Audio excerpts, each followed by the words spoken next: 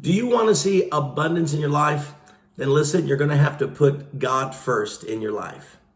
You know, God sent Elijah to a widow in Zarephath, and she was struggling. She didn't have anything but a little flour and a little oil. But Elijah the prophet said to her and said, make the piece of bread first for me.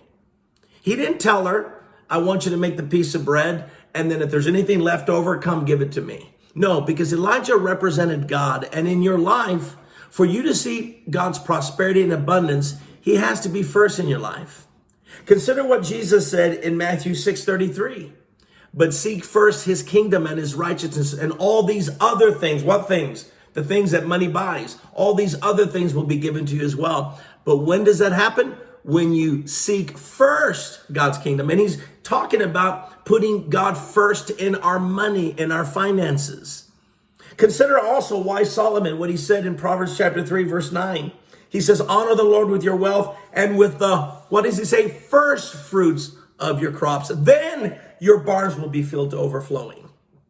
See, God promises you abundance. He promises you prosperity, but not if you don't put him first. So how do we put the Lord first? You take the first 10% of the money you earn and you give it to God. And you give it to his church, because the church represents the Lord, even as the prophet Elijah represented God. See, the church is the house that Jesus is building. Jesus said, whatever people do to you, they've done it to me.